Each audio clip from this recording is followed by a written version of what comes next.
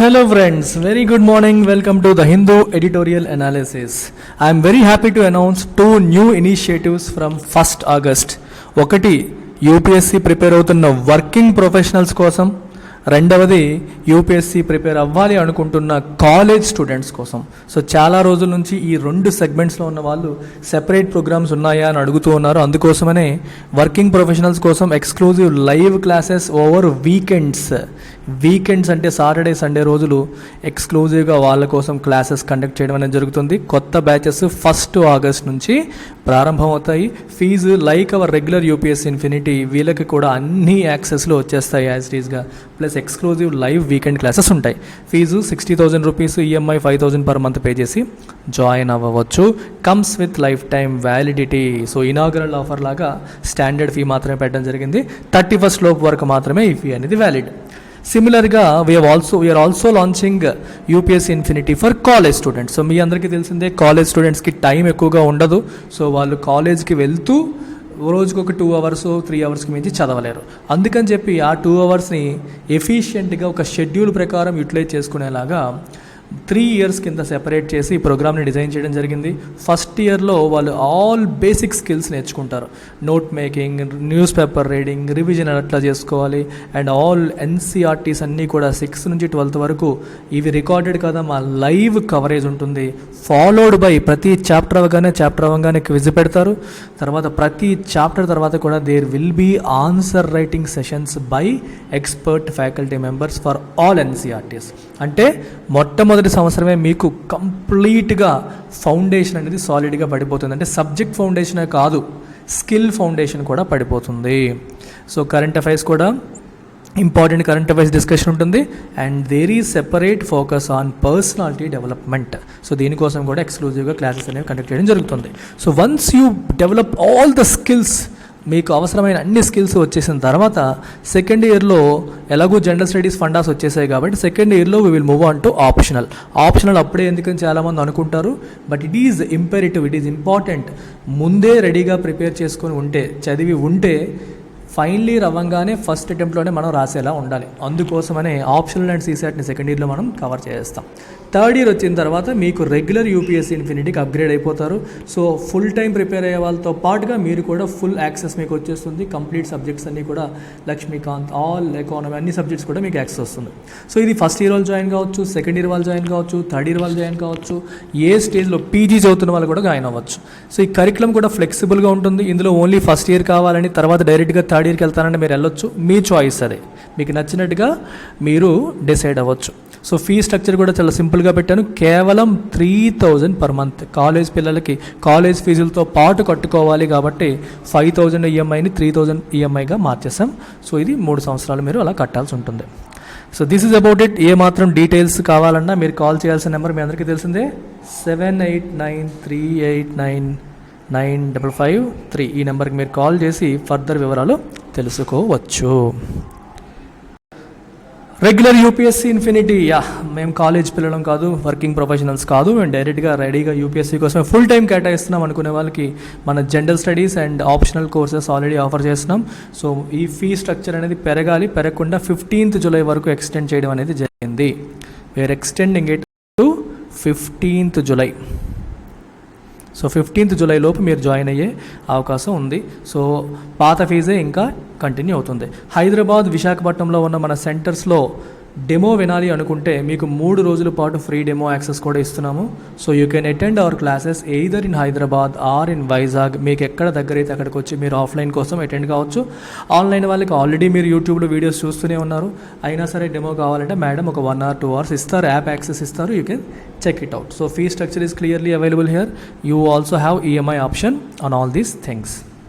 And ఆప్షనల్స్కి వచ్చేసరికి PubAd, PSIR, sociology, anthropology, Telugu literature 5 optionals offer చేస్తున్నాం with an option to switch.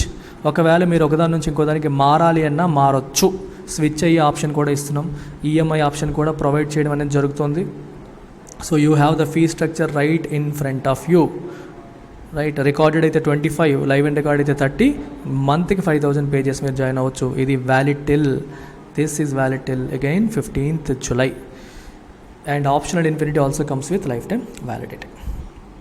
మరి ఇవాల్టి ఎడిటోరియల్ వచ్చేసి జిఎస్టీ కౌన్సిల్ గురించి, జిఎస్టీలో వస్తున్న మార్పుల గురించి మాట్లాడుతున్నారు. Title of the editorial says reset mode. Reset mode అనే పేరుతో ఇచ్చారంటే జిఎస్టీ రీసెట్ చేసి మళ్ళీ మొదటి నుంచి అంటే కొంచెం మార్పులు చేర్పులు చేసుకొని ముందుకెళ్తుంది అనే సెన్స్లో రీసెట్ మోడ్లో ఉంది అని చెప్పి అన్నారు. అయితే జిఎస్టీ గురించి, జిఎస్టీ కౌన్సిల్ గురించి చదివే ముందు let's look at some background about GST council. కొంచెం బ్యాక్గ్రౌండ్ అనేది తెలుసుకుని మనం చదివితే ఎప్పుడైనా సరే మనకి హెల్ప్ అవుతుంది. ఏం చదవండి, it is important to look at the background of the topic. ఎందుకంటే బ్యాక్గ్రౌండ్ ఆఫ్ ద టాపిక్ మనకు అర్థమైతేనే మనకి టాపిక్ పైన ఎడిటోరియల్ చదివేటప్పుడు గ్రిప్ అనేది వస్తుంది. గ్రిప్ రాకపోతే చాలా ఇబ్బంది పడతారు. అసలు జిఎస్టీ కౌన్సిల్ ఎప్పుడు వచ్చింది, ఎందుకు వచ్చింది, ఎలా వచ్చింది అనే ఆస్పెక్ట్స్ మనం ఒకసారి చూసేద్దాం. అసలు జిఎస్టీ ట్యాక్స్ రెజీమ్ అనేది సమ్ ఫ్యాక్ట్స్ చూద్దాం. జిఎస్టీ ట్యాక్స్ రెజీమ్ ఎప్పటి నుంచి వచ్చింది, ఏ రకంగా వచ్చిందని కొంచెం చూద్దాం. జిఎస్టీ రాకముందు మనకి స్టేట్ ట్యాక్సెస్ వేరేగా, సెంటర్ ట్యాక్సెస్ వేరేగా ఉండేవి. అన్నిటినీ కలిపి వన్ నేషన్ వన్ ట్యాక్స్, ఒకే ట్యాక్స్ బ్రాకెట్లోకి తీసుకురావాలని అనే సదుద్దేశంతో సెంట్రల్ గవర్నమెంట్ స్టేట్ గవర్నమెంట్స్ని రిక్వెస్ట్ చేసింది. అందరం కలిపి ఒకే ట్యాక్స్లోకి తీసుకొద్దాము, దానివల్ల కన్జ్యూమర్స్కి అందరికీ ఈజీ అవుతుంది, ప్రాసెస్ సింప్లిఫై అవుతుంది, we can bring more number of people in to tax bracket అని చెప్పి రాష్ట్రాలన్నింటినీ కన్విన్స్ చేసి ఈ స్టేట్కు ఉన్న వ్యాట్ని, రకరకాల ట్యాక్స్ని అబాలిష్ చేసి జిఎస్టీ తీసుకొద్దామని నిర్ణయం తీసుకున్నారు. సో దీనికి సంబంధించిన బిల్లు, ఎందుకంటే దీనికి సంబంధించిన బిల్లు కాన్స్టిట్యూషనల్ అమెండ్మెంట్ ద్వారా తీసుకురావాల్సి వచ్చింది. సో ఎందుకంటే ఇప్పుడు స్టేట్స్కి ఉన్న కొన్ని పవర్స్ని, అంటే స్టేట్ లిస్ట్లో ఉన్న చూడండి, స్టేట్ లిస్టు, యూనియన్ లిస్టు అని చెప్పి మనం చదువుతాం. Union list, state list, concurrent list అని చదువుతాం కదా. మరి స్టేట్ లిస్ట్లో ఉన్న అంశాలపైన ట్యాక్స్ వేసే అధికారం ఎవరికి ఉంటుంది, స్టేట్కి ఉంటుంది. ఇప్పుడు ఏమంటున్నారు, స్టేట్ లిస్ట్లో ఉన్న అంశాల, సెంట్రల్ లిస్ట్లో ఉన్న అంశాల అని కాదు, ఏదైనా ఒకటే, అన్ని జిఎస్టీలోకే వస్తాయి. సో ఐటమ్స్ ఇంతకుముందు ఎలా ఉండదంటే ఏదన్నా ఒక ఐటమ్ తీసుకుంటే, ఏదన్నా ఒక విషయం తీసుకుంటే అది స్టేట్ లిస్ట్లోకి వస్తుందా, సెంట్రల్ లిస్ట్లోకి వస్తుందా అని చూసేవాళ్ళు. ఇప్పుడు ఏమవుతుంది, ఏదన్నా ఒక వస్తువు తీసుకుంటే అది జిఎస్టీకి ఎందుకు వస్తుందా, జిఎస్టీకి ఎందుకు రాదా, అంతే.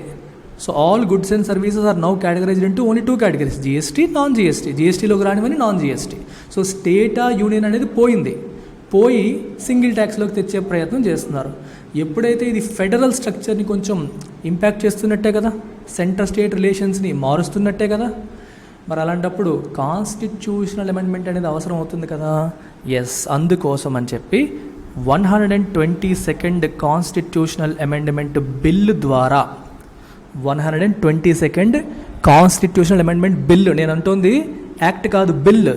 ఈ బిల్లు పార్లమెంట్లో 2016లో పాస్ చేశారు. దీన్ని తీసుకొచ్చి పార్లమెంట్లో 2016లో పాస్ చేశారు. మరి కాన్స్టిట్యూషనల్ అమెండ్మెంట్ తీసుకొచ్చారు, అది కూడా ఒక ఫెడరల్ ఇష్యూ, అంటే స్టేట్స్ని సెంట్రల్ రిలేషన్స్ని ఇంపాక్ట్ చేసే ఒక ఇష్యూలో కాన్స్టిట్యూషనల్ అమెండ్మెంట్ తీసుకొచ్చారు. మరి ఎలాంటి కాన్స్టిట్యూషనల్ అమెండ్మెంట్ తీసుకొచ్చేటప్పుడు ప్రొసీజర్ ఏంటి, 2/3 of those present and voting. Majority ఎంత ఉండాలి, 2/3 of those present and voting. అంటే ఆ రోజు లోక్సభలో జరిగినప్పుడు లోక్సభ, లేదా రాజ్యసభలో జరిగినప్పుడు రాజ్యసభకి ఎంతమంది హాజరయ్యారు, ప్లస్ హాజరైన వాళ్ళలో ఎంతమంది ఓటింగ్ పార్టిసిపేట్ చేస్తున్న వాళ్ళలో 2/3 వంతు మంది, మినిమం 2/3 వంతు మంది దీనికి పాజిటివ్గా వేయాలి. ఏం వేయాలి, ఓటు వేయాలి. And this number should be greater than half of total strength. Parliament యొక్క టోటల్ స్ట్రెంగ్త్, లోక్సభ లేదా రాజ్యసభ యొక్క టోటల్ స్ట్రెంగ్త్ కంటే అది హాఫ్ కంటే ఎక్కువై ఉండాలి. ఇది కండిషన్. దీన్నే మనం స్పెషల్ మెజారిటీ అంటాం. We call it special majority. అయితే ఇది ఫెడరల్ ఇష్యూ కాబట్టి, అంటే సెంటర్ స్టేట్ రిలేషన్స్ని, సెంటర్ని స్టేట్ని ఇద్దరిని ఇంపాక్ట్ చేస్తుంది కాబట్టి పార్లమెంట్లో అప్రూవ్ అయితే సరిపోదు. ఇంకా ఏం చేయాలి, more than 50% of states, more than 50% of states వీటిని రాటిఫై చేయాలి. అంటే వాళ్ళ అసెంబ్లీలో కూడా వీటిని ప్రవేశపెట్టి రాటిఫై చేయాలి. సింపుల్ మెజారిటీతో చేసినా పర్లేదు. మీకు అర్థమైందా?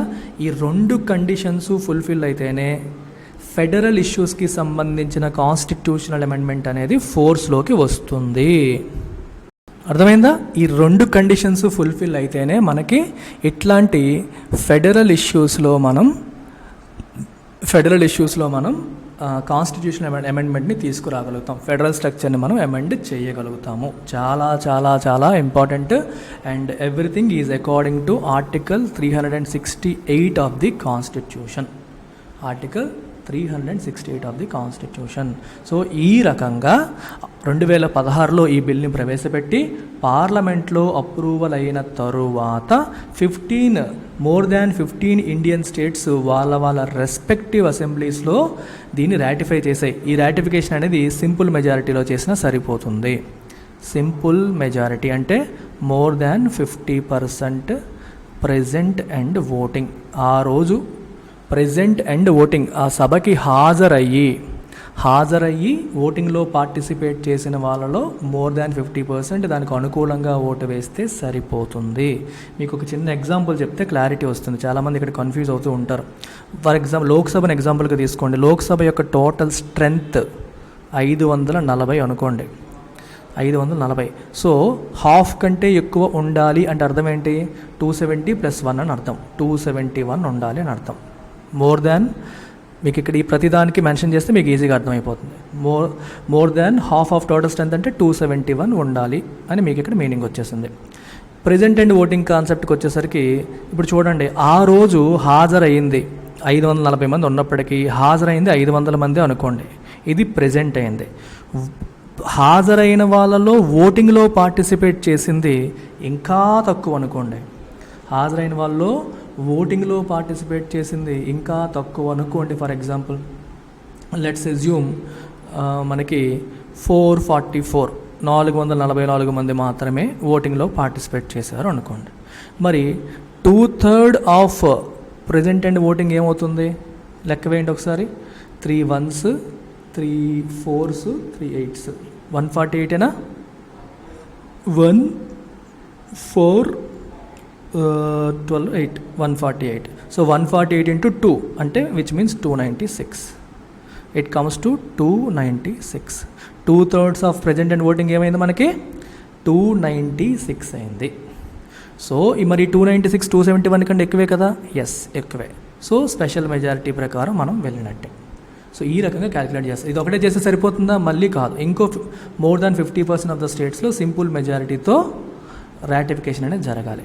మరి ఈ 2 అయితే అయిపోయిందా? 3వ స్టెప్ ఉంది. 3వ స్టెప్ ఏంటి? Then it goes to president. Assent of the president. President తన ఆమోదముద్ర వేయాలి. ప్రెసిడెంట్ ఆబ్వియస్గా ఆమోదముద్ర వేస్తారు. ఎందుకంటే కాన్స్టిట్యూషనల్ అమెండ్మెంట్ యాక్ట్ సంబంధించిన బిల్ ఎప్పుడైనా ప్రెసిడెంట్ దగ్గరికి వస్తే he does not have veto power. Veto power ఉపయోగించే అధికారం ప్రెసిడెంట్కి ఉండదు. అంటే రిజెక్ట్ చేసే అధికారం ప్రెసిడెంట్కి ఉండదు. కాబట్టి ప్రెసిడెంట్ ఖచ్చితంగా ఆమోదముద్ర వేయాల్సిందే. సో ఈ రకంగా మనకి ఈ జిఎస్టీ సిస్టమ్ ట్యాక్స్ అనేది కాన్స్టిట్యూషనల్ అమెండ్మెంట్ అనేది జరిగింది.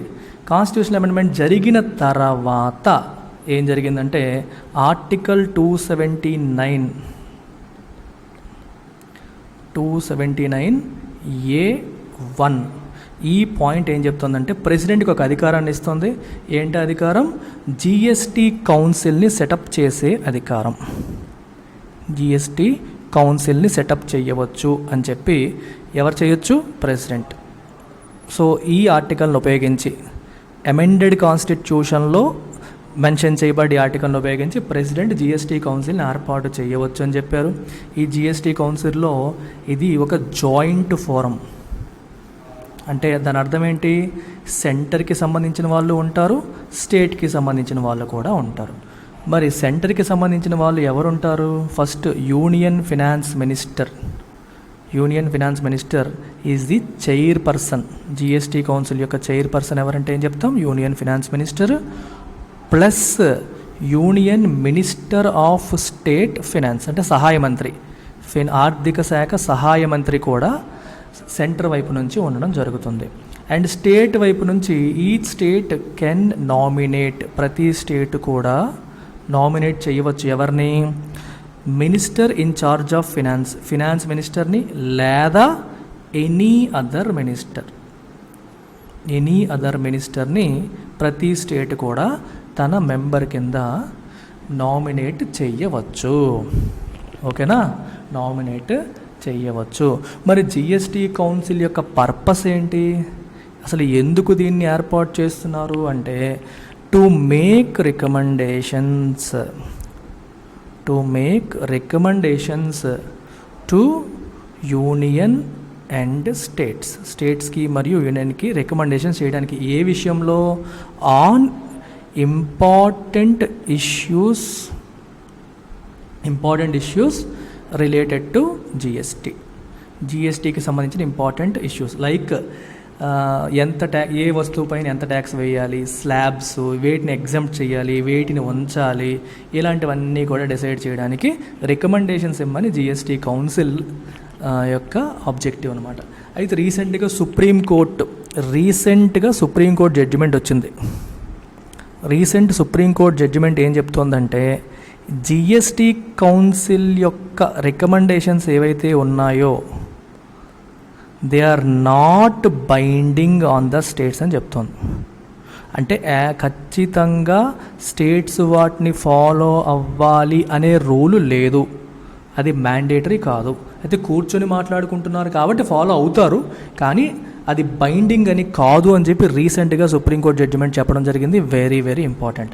సుప్రీంకోర్టు జడ్జిమెంట్ వచ్చిన తర్వాత రీసెంట్గా జిఎస్టీ కౌన్సిల్ మీటింగ్ అనేది జరిగింది. ఆ మీటింగ్ తర్వాత ఈ ఎడిటోరియల్ వచ్చింది. ఆ మీటింగ్లో ఏం డిస్కస్ చేశారు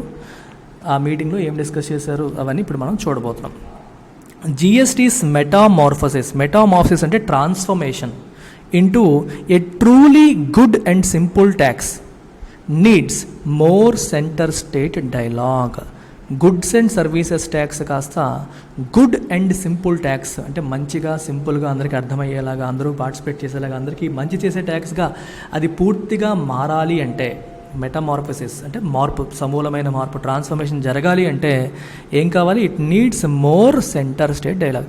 రాష్ట్రాలు మరియు సెంటర్ మధ్య ఇంకా ఎక్కువ చర్చలు జరగాలి అని చెప్పి statement meaning. The GST council met over 2 days this week. ఈ వారంలో 2 రోజులు కలిశారు. It's first regular meeting after a 9-month break. 9 నెలల బ్రేక్ తర్వాత ఈ మీటింగ్ అనేది జరిగింది. With much on its plate stemming from 4 ministerial groups recommendations to fix various aspects of the indirect tax regime that remains a work in progress 5 years on. Much on its plate అంటే అర్థం ఏంటి? తను చేయాల్సిన పని చాలా ఉంది, అన్ని పనులు పెట్టుకొని మీటింగ్ పెట్టుకున్నారు ఆ పనులన్నీ చేద్దామని. ఈ మచ్ ఆన్ ఇట్స్ ప్లేట్ ఎక్కడి నుంచి వచ్చింది? స్టెమింగ్ అంటే కమింగ్ ఫ్రమ్. ఎక్కడి నుంచి వచ్చాయి? ఎందుకు ఆ పని పెండింగ్ ఉందంటారు? చూడండి, 4 ministerial groups, 4 ministerial groups recommendations ఇచ్చాయి. దేనికి? To fix various aspects of the indirect tax resume. ఈ ఇండైరెక్ట్ ట్యాక్స్ సిస్టంలోని వేరియస్ ఆస్పెక్ట్స్ని సెట్ చేయడానికి, సాల్వ్ చేయడానికి, ఫిక్స్ చేయడానికి ఈ 4 ministerial groups రికమెండేషన్స్ ఇచ్చాయి. ఆ రికమెండేషన్స్ని అప్రూవ్ చేయాలా వద్దా అని కూర్చొని డిస్కస్ చేయాల్సిన పని జిఎస్టీ కౌన్సిల్ పైన పడింది. ఓకేనా, రైట్. సో అది అయితే ఇక్కడ ఇంకో విషయాన్ని కూడా రాశారు నీట్గా. ఏం రాశారు చూడండి, ఇండైరెక్ట్ ట్యాక్స్ రెజ్యూమ్ అన్నారు. ఎప్పుడైనా కీవర్డ్ వచ్చినప్పుడు మనం చూసుకోవాలి కదా. ఇండైరెక్ట్ ట్యాక్స్ అంటే అర్థం ఏంటి? డైరెక్ట్ ట్యాక్స్ అనేది ఒకటి ఉంటేనే కదా ఇండైరెక్ట్ ట్యాక్స్ అనే పదాన్ని మనం ఉపయోగిస్తాం. సో డైరెక్ట్ ట్యాక్స్ అంటే మీనింగ్ ఏంటి, ఇండైరెక్ట్ ట్యాక్స్ అంటే మీనింగ్ ఏంటి, ఈ డిఫరెన్స్ ఏంటో ఒకసారి తెలుసుకుంటే మంచిదే కదా. మీకు ఒక సింపుల్ ఎగ్జాంపుల్ చెప్పేస్తాను, చాలా బాగా మీకు అర్థమవుతుంది. 2 పదాలు చూడండి, incidence, impact. Just look at these 2 words, incidence, impact. ఒక ట్యాక్స్ యొక్క ఇన్సిడెన్స్ అండ్ ఇంపాక్ట్ ఒకళ్ళ మీదే పడింది అనుకోండి, దాన్ని డైరెక్ట్ ట్యాక్స్ అంటాం. ఫర్ ఎగ్జాంపుల్ ఇన్కమ్ ట్యాక్స్ ఎవరి మీద వేస్తున్నారు? వర్కింగ్ ప్రొఫెషనల్స్ పైన. దాని నొప్పి ఎవరికి? అది కూడా వర్కింగ్ ప్రొఫెషనల్కే. వేసేది మనిషి పైనే, దాని ఇంపాక్ట్ వాళ్ళపైనే. సో ఇది డైరెక్ట్ ట్యాక్స్ అయింది. ఏ ట్యాక్స్ అయినా అలాగే ఉంటుంది కదా సార్ అని అనుకుంటున్నారేమో, కాదు. ఇండైరెక్ట్ ట్యాక్స్ కాదంటే కూడా చూడండి. ఇప్పుడు ఒక సబ్బు ఉంది, నువ్వు కన్జ్యూమర్వే, నువ్వు ఈ కన్జ్యూమర్ సబ్బు వాడతావు. ఇది కంపెనీ సబ్బుని ప్రొడ్యూస్ చేస్తూ ఉంటుంది. ఇప్పుడు గవర్నమెంట్ సబ్బు మీద ట్యాక్స్ వేసింది. ఇన్సిడెన్స్ ఎవరి మీద పడినట్టు? సబ్బు మీద లేదా సబ్బు మ్యానుఫ్యాక్చర్ చేస్తున్న కంపెనీ మీద పడింది. ఇంపాక్ట్ ఎవరి మీద? కొనేది ఎవరు? నువ్వు. సో నీకు ట్యాక్స్ పెరిగిందిగా, ఇంపాక్ట్ వచ్చి నీ మీద పడింది. ఇన్సిడెన్స్ ఏమో ఒకదానిపైన, ఇంపాక్ట్ ఇంకో దాని మీద పడింది. కాబట్టి దీన్ని ఇండైరెక్ట్ ట్యాక్స్ అంటాం. ట్యాక్స్ యొక్క ఇంపాక్ట్ డైరెక్ట్గా నీ మీద పడట్లా, ఇండైరెక్ట్గా పడుతుంది. ఇక్కడేమో డైరెక్ట్గా పడుతుంది, ఇక్కడ సబ్బు మీద పడి తద్వారా మళ్ళీ దారికి వస్తుంది. ఇలాంటి దాన్ని ఇండైరెక్ట్ ట్యాక్స్ అంటాం. మరి జిఎస్టీ అనేది డైరెక్ట్ ట్యాక్స్, ఇండైరెక్ట్ ట్యాక్సా? Obviously indirect tax. అంటే మనం కొనే వస్తువులు సేవల మీద ట్యాక్స్ పడి వాటి రేట్లు పెరిగి తద్వారా మనం దాని యొక్క నొప్పిని అనుభవిస్తాం. కాబట్టి ఇది ఇండైరెక్ట్ ట్యాక్స్ అని చెప్పి అంటాం. So various aspects of this indirect tax regime అంటే సిస్టమ్. ఈ సిస్టమ్ని ఫిక్స్ చేయడానికి 4 మినిస్టీరియల్ గ్రూప్స్ రికమెండేషన్స్ ఇస్తే వాటిని డిస్కస్ చేసి అప్రూవ్ చేయాలా లేదా అని చెప్పి ఈ మీటింగ్ పెట్టుకున్నారు. It ratified 3 of the 4 reports. 4 రిపోర్ట్స్లో 3ని అప్రూవ్ చేసింది, రాటిఫై చేసింది. పుట్ ఆఫ్ అంటే వాయిదా. 1 ఫర్ ఫర్దర్ డెలిబరేషన్స్ అంటే చర్చలు, ఇంకా చర్చలు చేయాలని చెప్పి ఒకదాన్ని వాయిదా వేసింది.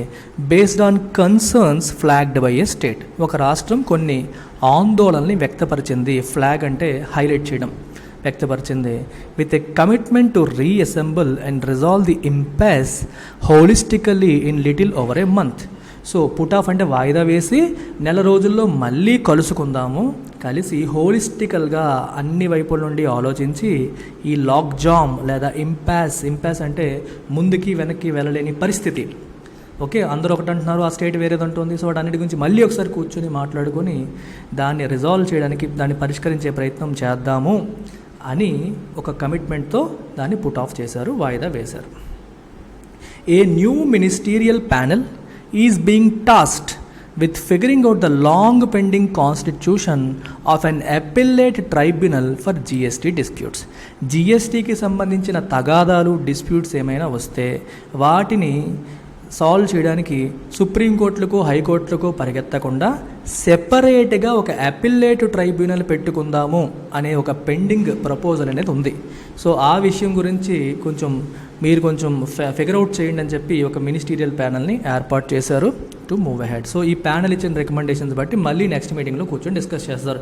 Should we have an appellate tribunal అంటే అపీల్ చేసుకొని మనం వెళ్ళేలాగా, సో వాళ్ళ దగ్గరికి వెళ్ళేలాగా. ట్రైబ్యునల్ అంటే special court which deals with only a specific type of cases. For example NCLT అంటాం, national company law tribunal. So కంపెనీకి సంబంధించిన ఇష్యూస్, వాళ్ళకున్న తగాదాలు ఇట్లాంటివి. DRT అంటారు, డెట్ రికవరీ ట్రైబ్యునల్. బ్యాంకులు డబ్బులు వసూలు చేసేటప్పుడు కంపెనీల నుంచి ఇవ్వకపోతే DRTకి ఆశ్రయించవచ్చు లేదా కంపెనీ లా ట్రైబ్యునల్కి ఆశ్రయించవచ్చు. ఓకేనా. Green tribunal, national green tribunal అంటే ఎన్వైరన్మెంటల్ ఇష్యూస్ అన్నీ కూడా హ్యాండిల్ చేయడానికి ఆ గ్రీన్ ట్రైబ్యునల్ని ఏర్పాటు చేశారు. ఇలా tribunal is a special court అనమాట. సో GST ఇష్యూస్ని సాల్వ్ చేయడానికి కూడా ఒక కొత్త ట్రైబ్యునల్ ఏర్పాటు చేయాలనే ఒక పెండింగ్ ప్రపోజల్ ఉంది. దాని గురించి డిస్కస్ చేయడానికి కూడా ఒక న్యూ మినిస్టీరియల్ ప్యానల్కి బాధ్యత అప్పచెప్పారు.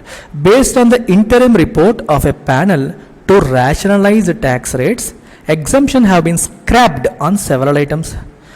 ఒక ఇంటరిమ్ రిపోర్ట్, మధ్యంతర రిపోర్ట్ వచ్చింది, ఒక ప్యానల్ ఇచ్చింది. ఏమని? ట్యాక్స్ రేట్స్ని రేషనలైజ్ చేయాలి. రేషనలైజ్ అంటే హేతుబద్ధంగా చేయాలి, అంటే ఎక్కువ ఉన్న చోట తగ్గించాలి, తక్కువ ఉన్న చోట పెంచాలి, అంటే ఎక్కడ ఎంత ఉండాలో అంత చేయాలి.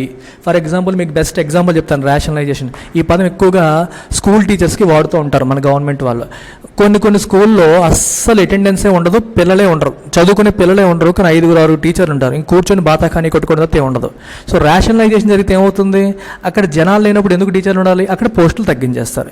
ఇంకొన్ని చోట్ల స్ట్రెంత్ ఎక్కువ ఉంటుంది, టీచర్స్ తక్కువ ఉంటారు, అక్కడ ఎక్కువ మందికి పోస్ట్ చేయాలి. సో అవసరమైన చోట పెంచి అవసరమైన చోట తీసేయడం. ఇక్కడ ఏం జరిగింది? రేషనలైజేషన్ జరిగింది. అలాగే ట్యాక్సులు కూడా ఏ చోట అవసరమైతే అక్కడ ఎక్కువ వేయడం, ఏ చోట అవసరం లేదో అక్కడ తీయడం, ఇట్లాంటివి అనమాట. దాన్ని రేషనలైజేషన్ అంటాం. సో సెవరల్ ఐటమ్స్ పైన ఎగ్జంప్షన్స్ ఉండేవి, అంటే GST ఎగ్జంప్షన్, దాని మీద GST పడకుండా ఎగ్జంప్షన్ ఉండేది. ఆ ఎగ్జంప్షన్స్ని స్క్రాప్ చేస్తారు, which means more number of items will come under GST now. And rates altered for others to correct inverted duty structures. Beautiful sentence. ఇంకా చాలా చోట్ల ఏమైంది, రేట్స్ ఆల్టర్ చేశారు. ఆల్టర్ అంటే అర్థం ఏంటి, చేంజ్ చేశారు. ఎందుకని, to correct inverted duty structure. Inverted duty స్ట్రక్చర్స్ని కరెక్ట్ చేయడానికి. మరి ఇన్వర్టెడ్ డ్యూటీ స్ట్రక్చర్ ఏంటంటే ఏంటి తెలియాలి కదా. ఎడిటోరియల్లో ఒక పదం వచ్చినప్పుడు తెలుసుకోకుండా ముందుకెళ్తాం, వెళ్ళొద్దు. సో ఇన్వర్టెడ్ డ్యూటీ స్ట్రక్చర్ ఏంటంటో తెలుసుకుందాం. సో ఇన్వర్టెడ్ డ్యూటీ స్ట్రక్చర్ ఏంటంటో తెలుసుకుందాం ఇప్పుడు. So I use this space to talk about inverted duty structure. So inverted duty structure మీకు తెలియాలంటే you need to understand the concept called input tax credit in GST. మీకు ఒక చిన్న example ద్వారా నేను మీకు ఎక్స్ప్లెయిన్ చేసే ప్రయత్నం చేస్తాను. So let's take an example. A example తీసుకుందాము, ఎల్టీఎక్స్ క్లాసెస్ ఎగ్జాంపుల్గా తీసుకుందాం. ఎల్టీఎక్స్ క్లాసెస్ మన ఇన్స్టిట్యూట్ ఎగ్జాంపుల్గా మీరు తీసుకుంటే, మన ఇన్స్టిట్యూట్ క్లాసెస్ రన్ చేయడం కోసం రకరకాల సర్వీసెస్ను ఉపయోగిస్తుంది. For example we use the services of Zoom, we use the services of different softwares, app, రకరకాల సాఫ్ట్వేర్స్ అన్నీ వాడుతూ ఉంటాం. సో ఈ సర్వీసెస్ అన్నీ వాడుతున్నప్పుడు we have to pay them tax also కదా. ఇప్పుడు ఫర్ ఎగ్జాంపుల్ 18% ట్యాక్స్ ఉందనుకోండి, జూమ్ వాడికి 10,000 పే చేసామనుకోండి, 10,000 ప్లస్ 18%, 1,800 అంతా కట్టుంటాం. So we would have paid some tax here. Okay, service charges plus tax కట్టి ఉంటాం. సో ఈ కంపెనీస్ అన్నీ ఏం చేస్తాయంటే ఈ ట్యాక్స్ అమౌంట్ని గవర్నమెంట్కి సబ్మిట్ చేస్తాయి. ఇది గవర్నమెంట్కి ఇవ్వాలిగా. కంపెనీస్ ఏం చేస్తాయి, ఎల్టీఎక్స్ క్లాసెస్ నుంచి కలెక్ట్ చేసిన ట్యాక్స్ని they submit it to government. Submit చేసినప్పుడే ఈ ట్యాక్స్ ఎవరు మాకు పే చేశారో కూడా చెప్తాయి. ఎందుకంటే ఎల్టీఎక్స్ క్లాసెస్కి ఒక జిఎస్టీ ఐడెంటిటీ నెంబర్ ఉంటుంది. సో ఈ పర్టికులర్ జిఎస్టీ నెంబర్ వాళ్ళు మాకు ఇంత ట్యాక్స్ ఇచ్చారు, మా డబ్బులతో పాటు ట్యాక్స్ ఇచ్చారు, ఆ డబ్బులు మీకు కలెక్ట్ చేస్తున్నామని చెప్పి గవర్నమెంట్ ఆఫ్ ఇండియాకి జూమ్ వాళ్ళు ఎవరెవరికైతే మనం పే చేస్తున్నామో వాళ్ళందరూ అప్పచెప్పేస్తారనమాట. సో ఈ అమౌంట్ ఏదైతే ఉంటుందో it remains in government account as input tax credit. Input tax credit రూపంలో ఉంటుంది. ఇన్పుట్ అని ఎందుకు అంటున్నాము, మన సంస్థ నడపడానికి అవసరమైన ఇన్పుట్స్ కోసం మనం పే చేసిన ట్యాక్స్ అది. సో ఇది మన జిఎస్టీ నెంబర్తో లింక్ అయ్యి ఒక ఇన్పుట్ ట్యాక్స్ క్రెడిట్ రూపంలో ఉంటుంది. Let's assume this amount comes to around 10,000 rupees అనుకోండి ఎగ్జాంపుల్కి. సో ఈ 10,000 రూపాయలు మనం ఆల్రెడీ కట్టేసాము, ఇది గవర్నమెంట్ దగ్గర ఉంది, మన అకౌంట్ పేరు మీదే ఇన్పుట్ ట్యాక్స్ క్రెడిట్ రూపంలో ఉంటుంది. ఫైన్, అర్థమైంది కదా. సిమిలర్గా ఎల్టీఎక్స్ క్లాసెస్ తన సర్వీసెస్ని స్టూడెంట్స్కి అందిస్తుంది. సో మీరందరూ నాకు ట్యాక్స్ పే చేస్తుంటారు. సో ఇన్ ద సెన్స్ మీరందరూ నాకు ఫీజు పే చేస్తారు. మీరు పే చేసేటప్పుడు కూడా దాంట్లో కూడా జిఎస్టీ కాంపోనెంట్ ఉంటుంది. మీ అందరికీ నేనేం చెప్తాను, 60,000 రూపీస్ అని చెప్తున్నాను, ప్లస్ జిఎస్టీ అని నేను చెప్పట్లేదు. ఎందుకంటే ఇందులో ఆల్రెడీ జిఎస్టీ ఈజ్ ఇంక్లూడెడ్. జిఎస్టీతో కలిపి నేను 60,000 రూపీస్ మీకు ఛార్జ్ చేస్తున్నాను. సో ఓకే, బయట మీకు అందరూ కూడా 60,000 ప్లస్ జిఎస్టీ అంటారు, ఫీజు 60 అని అనుకుంటారు, పేమెంట్ చేసేసరికి మళ్ళీ కలిపి ఎక్స్ట్రా కనిపిస్తుంది. అట్లాంటివి కూడా ఎందుకు అని చెప్పి నేను చెప్పేటప్పుడు 60 అంటున్నాను. ఇందులో జిఎస్టీ కాంపోనెంట్ నేను గవర్నమెంట్కి కట్టేస్తున్నాను. మీకు అర్థమవుతుందా? ఇలా మీరు నాకు పే చేసేటప్పుడు వచ్చిన దాంట్లో కూడా జిఎస్టీ అమౌంట్ నేను సెపరేట్ చేసి నేను గవర్నమెంట్కి డిపాజిట్ చేయాలి. I have to deposit it to government. Let's say అలా నేను డిపాజిట్ చేయాల్సిన అమౌంట్ 10,000 రూపాయలు కాదు, 1,00,000 రూపాయలు అయ్యిందనుకోండి. 1,00,000 రూపాయలు జిఎస్టీ రూపంలో వచ్చింది, అది నేను గవర్నమెంట్కి డిపాజిట్ చేయాలనుకోండి. సో గవర్నమెంట్ ఏముంటుందంటే ఆల్రెడీ నీ యొక్క అమౌంట్ 10,000 రూపాయలు నా దగ్గర ఉంది, నీ 10,000 నా దగ్గర ఉంది, సో అది నువ్వు కట్టక్కర్లేదు, అది క్రెడిట్ రూపంలో ఉంది, సో అది మైనస్ చేసేసి 90,000 కడితే సరిపోతుంది అని చెప్పి గవర్నమెంట్ ఉంటుంది. ఎందుకంటే ఆల్రెడీ నేను నా ఇన్పుట్ సర్వీసెస్ కోసం ఒక 10,000 రూపాయలు ట్యాక్స్ రూపంలో కట్టాను, అది మళ్ళీ నువ్వు కట్టక్కర్లేదు, ఆల్రెడీ కట్టున్నావు కదా అని చెప్పి అది మైనస్ చేసి 90,000 కడితే సరిపోతుంది అంటుంది. నేను 90,000 కట్టేస్తాను. ఇది నార్మల్ ప్రొసీజర్, దీంట్లో ఎటువంటి సమస్య లేదు. మనం దీన్ని ఏ అనుకుందాము, ఇన్పుట్ కోసం కట్టిన ట్యాక్స్ని ఏ అనుకుందాము, అవుట్పుట్ పైన వసూలు చేసిన ట్యాక్స్ని బి అనుకుందాం. ఈ పర్టికులర్ కేసులో ఏమైంది, B is greater than A, B greater than A కాబట్టి ప్రాబ్లమే లేదు. అలా కాకుండా కొన్నిసార్లు ఏమవుతుందంటే రివర్స్ అవుతుంది. ఎలా అవుతుందంటే ఈ ఇన్పుట్ ట్యాక్స్ క్రెడిట్ అనేది 20,000 రూపాయలు అనుకోండి, అంటే మనం ఇన్పుట్ పైన మన సంస్థ నడపడానికి అయ్యే ఖర్చుల కోసం మనం పే చేస్తాం చూడండి, వాటి మీద కట్టిన ట్యాక్స్ ఏమో 20,000 రూపాయలు అనుకోండి, 20,000 రూపాయలు అయిందనుకోండి. అవుట్పుట్ ట్యాక్స్ అంటే మనం సర్వీసెస్ అందించినప్పుడు ఛార్జ్ చేసిన ట్యాక్స్ లెట్స్ అజ్యూమ్ 15,000 రూపాయలు అయ్యింది అనుకోండి. ఇప్పుడు కొంచెం క్లిష్ట పరిస్థితి వస్తాయి. ఇప్పుడు చూడండి, గవర్నమెంట్ దగ్గర మన పేరుతో ఆల్రెడీ 20,000 రూపాయలు ఉంటాయి, ఇన్పుట్ ట్యాక్స్ క్రెడిట్ రూపంలో ఉంటాయి. మనం ఇప్పుడు గవర్నమెంట్కి కట్టాల్సింది ఎంత? 15,000 రూపాయలే. కట్టాల్సింది ఎక్కువ ఉందనుకోండి, ఆల్రెడీ ఉన్న తక్కువ అనుకోండి, అది మినహాయించి రిమైనింగ్ కట్టేస్తాం. ఇప్పుడేమవుతుంది, ఈ 15,000 రూపాయలు మినహాయించినా ఇంకా 5,000 రూపాయలు మంది గవర్నమెంట్ దగ్గర ఉండిపోతుంది. Yes or no? ఇక్కడ బి అనేది లెస్ దాన్ ఏ అయిపోయింది. Output tax is less than input tax. మన డబ్బులు గవర్నమెంట్ దగ్గర ఎక్కువ ఉండిపోయాయి, మనం గవర్నమెంట్కి కట్టాల్సింది తక్కువ ఉంది. నువ్వు 15,000 కట్టాలి, కానీ గవర్నమెంట్ దగ్గర 20,000 ఉండిపోయింది. సో ఈ 15,000 మైనస్ చేసినా సరే ఇంకా గవర్నమెంట్ దగ్గర 5,000 రూపాయలు ఉండిపోతున్నాయి. అంటే మన డబ్బులు గవర్నమెంట్ దగ్గర ఉండిపోతున్నాయి. దానికి మళ్ళీ నువ్వు రిఫండ్ కోసం అప్లై చేసి ఒక పెద్ద ప్రొసీజర్లన్నీ ఫాలో అవ్వాల్సిన పరిస్థితులు వస్తున్నాయి. ఇక్కడ ఏమైందంటే డ్యూటీ రివర్స్ అయిపోయింది, ఇన్వర్ట్ అయిపోయింది. అవుట్పుట్ ఇన్పుట్ కంటే ఎక్కువ ఉంటే నార్మల్, ప్రాబ్లమే లేదు. మన డబ్బులు గవర్నమెంట్ దగ్గర తక్కువ ఉంటాయి, మనం కట్టాల్సింది ఎక్కువ ఉంటుంది, అది మినహాయించుకొని రిమైనింగ్ కడితే సరిపోతుంది. ఇన్పుట్ కంటే అవుట్పుట్ తక్కువ అయిపోయింది అనుకోండి, అవుట్పుట్ ట్యాక్స్ ఇన్పుట్ కంటే తక్కువ అయిపోయింది అనుకోండి, అప్పుడేమవుతుంది, మనం కట్టాల్సింది తక్కువ, మనది ఆల్రెడీ ఉన్నది ఎక్కువ. దీన్నే మనం ఇన్వర్టెడ్ డ్యూటీ స్ట్రక్చర్ అంటాం. ఇన్వర్టెడ్ డ్యూటీ, అవుట్పుట్ తక్కువ, ఇన్పుట్ ఎక్కువ. సో ఇది పెద్ద తలకాయ నొప్పి అయిపోతుంది. ఎస్పెషల్లీ టెక్స్టైల్ సెగ్మెంట్లో ఈ ప్రాబ్లం ఉంది. టెక్స్టైల్ కంపెనీస్ ఇన్పుట్స్ కోసం, రా మెటీరియల్స్ కోసం కట్టే ట్యాక్స్లు ఎక్కువ ఉన్నాయి, అవుట్పుట్ మీద ఛార్జ్ చేస్తున్న ట్యాక్స్లు తక్కువ ఉన్నాయి. సో వీళ్ళు ఆల్రెడీ కట్టేసింది ఎక్కువ ఉంటుంది, తిరిగి కట్టాల్సింది తక్కువ ఉంటుంది. దీనివల్ల రిఫండ్లు ప్రాసెస్లో పెద్ద తలకాయ నొప్పి అయిపోతుంది అనమాట. సో అందుకని ది ఎనామనీస్ని కరెక్ట్ చేయడానికి కూడా ప్రభుత్వం ఈ జిఎస్టీ కౌన్సిల్ మీటింగ్లో డిస్కషన్ జరుగుతుంది. I hope it is clear to all of you. So inverted duty స్ట్రక్చర్ని కూడా కరెక్ట్ చేయాలి అని చెప్పి సెవరల్ ఐటమ్స్ యొక్క రేట్స్ని ఆల్టర్ చేశారు, చేంజ్ చేశారు. This may translate into higher prices on many goods and services and reductions for a few. దీనివల్ల ఏమవుతుంది, మార్పులు చేర్పుల వల్ల చాలా గుడ్స్ అండ్ సర్వీసెస్ పైన ట్యాక్స్లు పెరుగుతాయి అండ్ కొన్నింటి పైన ట్యాక్స్లు తగ్గుతాయి ఫ్రమ్ July 18 నుంచి. Although their impact on inflation is difficult to ascertain. ఈ రేట్లు పెరగడం తగ్గడం వల్ల ఇన్ఫ్లేషన్ పైన ఎటువంటి ఇంపాక్ట్ ఉంటుంది అనేది ప్రస్తుతానికి మనం చెప్పలేము. It is difficult to ascertain. However, అయితే a large restructuring of the GST's multiple rates structure with an increase in levies to bolster revenues that have fallen short of expectations, partly due to rate cuts earlier effected as electoral tools, has been put off. అయితే GST యొక్క multiple rate స్ట్రక్చర్ని కంప్లీట్గా restructure చేసేద్దామనే plan ఒకటి ఉండింది. ఎందుకని, అన్ని ట్యాక్సుల్ని పెంచేసి రెవెన్యూస్ని పెంచేసుకుందాము అని అనుకున్నారు. అయితే అనుకున్నంతగా రాని రెవెన్యూస్ని పెంచుకుందాము అని అన్ని ట్యాక్స్ని రీస్ట్రక్చర్ చేద్దామని చెప్పి ప్లాన్ అయితే అనుకున్నారు. కాకపోతే ఎందుకు ఆ సిచ్యువేషన్ వచ్చింది, ఇంతకుముందు ఎలక్షన్స్ అప్పుడు ప్రజల మెప్పు కోసం రకరకాల వాటిపైన ట్యాక్సులు తగ్గించేశారు, దానివల్ల రెవెన్యూ తగ్గిపోయింది. ఇప్పుడు వాటన్నిటిని మళ్ళీ మార్చేద్దామని అనుకున్నారు, కానీ ఆ ప్లాన్ ప్రస్తుతానికి వాయిదా వేశారు. పుట్ ఆఫ్ అంటే వాయిదా వేయడం. ఎందుకని, with inflation expected to remain బుయాంట్.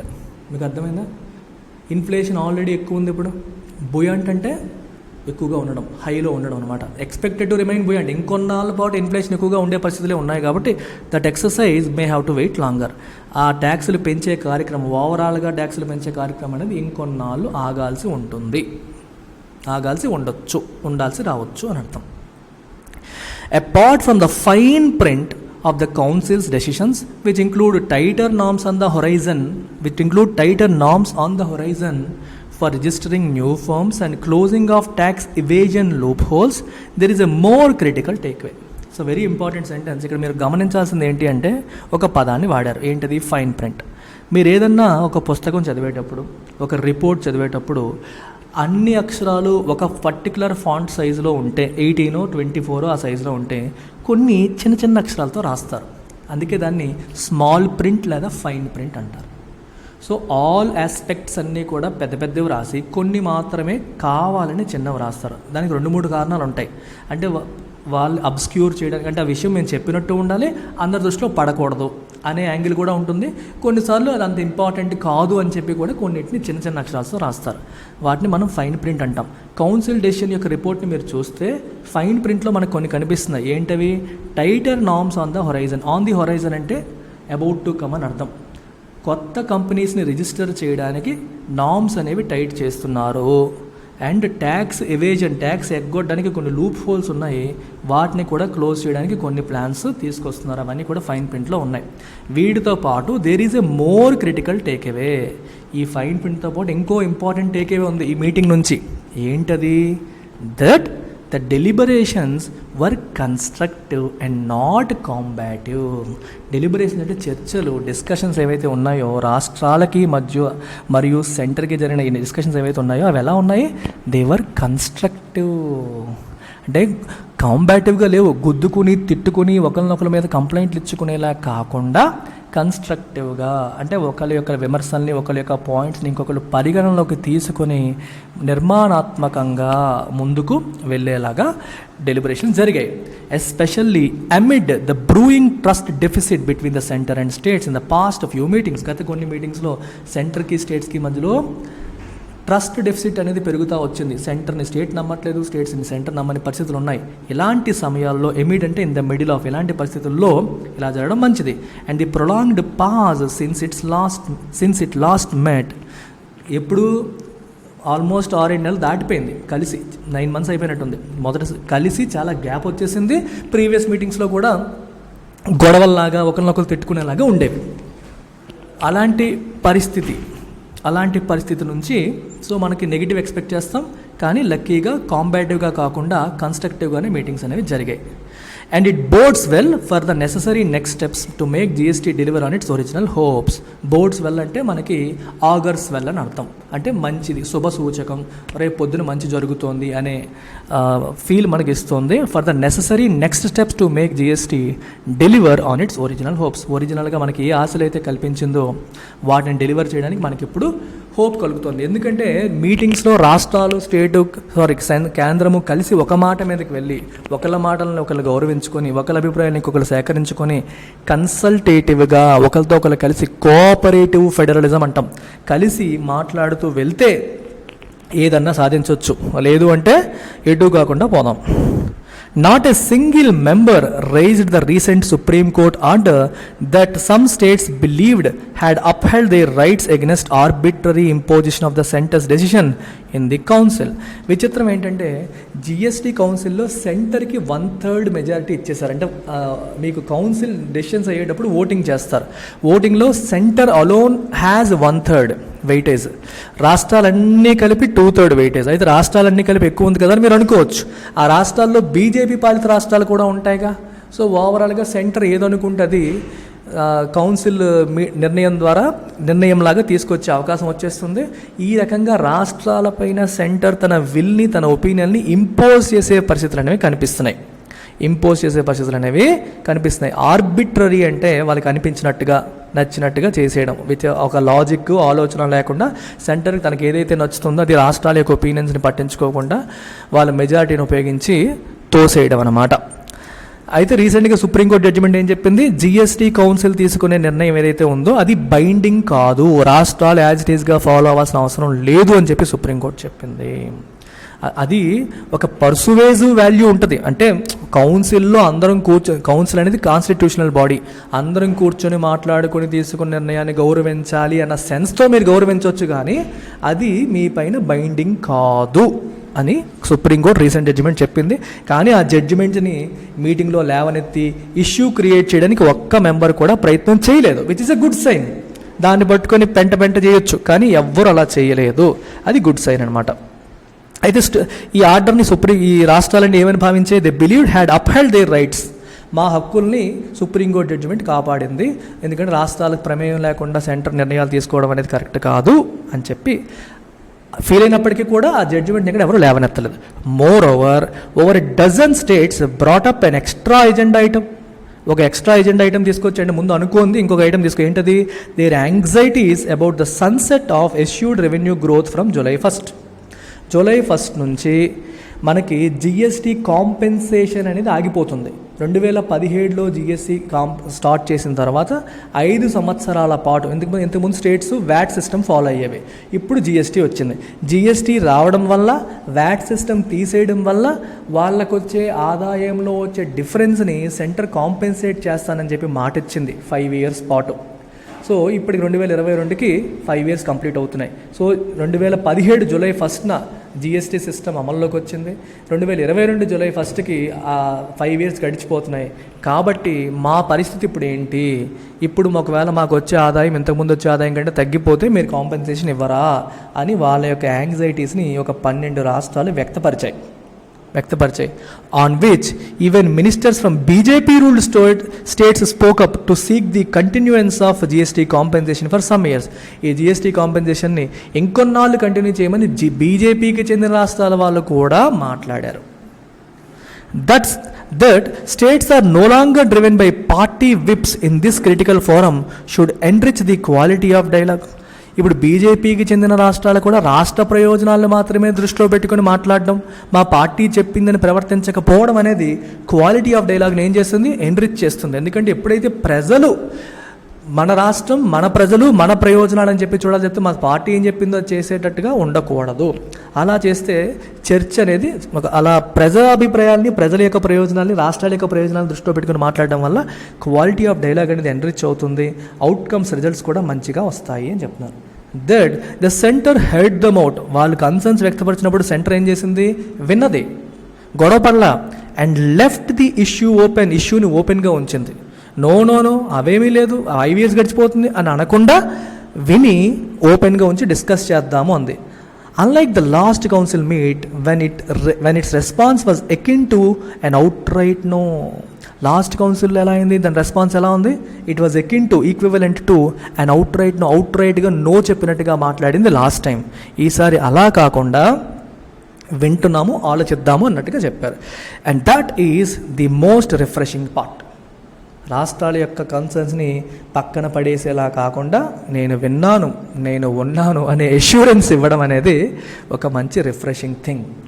Taking a clear call one way or the other on continuing this support will be ideal for the center and states to plan their fiscal math better. So ఈ support అనేది ఉంటుందా ఉండదా అనే విషయంలో క్లియర్గా ఒక నిర్ణయం తీసుకోవడం అనేది సెంటర్కి, స్టేట్స్కి ఇద్దరికి కూడా బెటర్. ఎందుకంటే వాళ్ళు క్యాల్కులేషన్స్ వేసుకోవాలి, ఎంత డబ్బులు నాకు వస్తాయి అనే దాన్ని బట్టి నువ్వు బడ్జెట్ వేస్తావు. సో వాళ్ళు ఫిస్కల్ మ్యాథ్ అంటే క్యాల్కులేషన్స్ వేసుకోవడం కోసం, ఎంత వస్తాయి, ఏం చేయాలి క్యాల్కులేషన్ వేసుకోవడం కోసం సెంటర్ నిర్ణయం తీసుకోవడం అనేది చాలా ఇంపార్టెంట్. ఏదో ఒకటి చెప్పాలి. Just as sustaining and nurturing this fledgling federal compact is critical to make the GST work better for all sooner rather than later. Right, ఇక్కడ కాంపాక్ట్ అనే పదాన్ని వాడారు. కాంపాక్ట్ అంటే ఏ formal agreement between 2 or more parties. Federal compact అంటే రాష్ట్రాలకి మరియు సెంటర్కి మధ్యలో జరిగిన ఒక అగ్రిమెంటే కదా ఈ జిఎస్టీ. ఫ్లెడ్జ్లింగ్ అంటే something that is in initial stages. ఇప్పుడిప్పుడే రెక్కలు వచ్చిన పక్షిని ఫ్లెడ్జ్లింగ్ బర్డ్ అంటారన్నమాట. సో నేసెంట్ ఫ్లెడ్జ్లింగ్ అంటారు. సో దీన్ని సస్టైన్ చేయడం, నర్చర్ చేయడం, దానికి ఇంకా మందికి ముందుకెళ్ళేలాగా సపోర్ట్ చేయడం అనేది critical to make the GST work better for all. Okay, అప్పుడే జిఎస్టీ అందరికీ మంచి చేసేలాగా చెయ్యాలి అంటే ఇదంతా ఇంపార్టెంట్. అలాగే సెంటరు, స్టేటు వాళ్ళ ఫిస్కల్ మ్యాథ్ని ప్లాన్ చేసుకోవాలంటే క్లియర్ కాల్ అనేది తీసుకోవాలి. ఏ విషయంలో? ఈ జిఎస్టీ కాంపెన్సేషన్ సపోర్ట్ మెయింటైన్ చేస్తారా చేయరా అని. అలాగే ఇక్కడ కూడా దీన్ని సస్టైన్ చేయడం, నర్చర్ చేయడం కూడా అందరికీ బెటరు. లేట్ చేయకుండా, సూనర్ రాదర్ దాన్ లేటర్, అందరికీ జిఎస్టీ మంచిగా వర్క్ చేసేలాగా, అందరికీ దానివల్ల మంచి జరిగేలా చెయ్యాలి. అంటే ఏం చేయాలి? సస్టైన్ చేయాలి, నర్చర్ చేయాలి. ఈ అగ్రిమెంట్ జిఎస్టీని కంటిన్యూ చేయాలి, దానికి మంచి చేసే కార్యక్రమాలు చేయాలి అని అర్థం. ఓకేనా? And finally we have 2 beautiful ultimate courses. ఒకటి మనకి ultimate current affairs course which covers your prelims as well as mains. So prelims కోసం మీకు డిఫరెంట్ న్యూస్ పేపర్ ఆర్టికల్స్ నుంచి ఎంసీక్యూస్ని క్యూరేట్ చేసి తీసుకొస్తున్నాం. మెయిన్స్ కోసం యోజన కురుక్షేత్ర నుంచి ఆర్టికల్స్ని క్లాస్లో కవర్ చేయడం అనేది జరుగుతుంది. And monthly compilation PDFs, weekly compilation PDFs ఇస్తారు. మంత్లీ వీక్లీ క్విజెస్ ఉంటాయి, గ్రాండ్ టెస్ట్లు ఉంటాయి. ప్రిలిమ్స్ ముందు రివిజన్ సిరీస్ కూడా జరుగుతుంది. And this course comes at a price of 10,000 rupees, comes with life time validity. సిమిలర్గా మనకి అల్టిమేట్ ఆన్సర్ రైటింగ్ కోర్స్ అని కూడా మనం లాంచ్ చేసాం. దిస్ బ్యూటిఫుల్ కోర్స్ జనరల్ స్టడీస్లో అన్ని papers 1 to 4 plus SA paper మొత్తం అన్నింటినీ కూడా కవర్ చేస్తుంది. విచ్ మీన్స్ 1250 మార్క్స్ కవరేజ్ అనేది జరుగుతుంది, covering both static as well as dynamic portions. So ఇది మీకు డైలీ ఆన్సర్ రైటింగ్ ఉంటుంది, కరెక్షన్ ఉంటుంది. Dynamic portion editorials Yojana Kurukshetra నుంచి కవర్ చేస్తారు. ఒక టాపిక్ అవగానే test series followed by discussion కూడా ఉంటుంది. ఇది again online as well as ఆఫ్లైన్లో ఆఫర్ చేస్తున్నాం. ఆన్లైన్ ఫీజు వచ్చేసి 10,000, ఆఫ్లైన్ ఫీజు వచ్చేసి 15,000. సో ఈ 2 కోర్సెస్ మీరు కలిపి తీసుకుంటే you have a combo offer where you get 5,000 discount. 5,000 rupees మనకి డిస్కౌంట్ వస్తుంది. సో 10 + 10 తీసుకుంటే 20 అవ్వాలి, మీకు 15కి వస్తుంది. 10 ప్లస్ ఆఫ్లైన్ తీసుకున్నారనుకోండి 25 అవ్వాలి, you will get at 20,000. So you have to call this number and make an inquiry about it. Take care. Bye.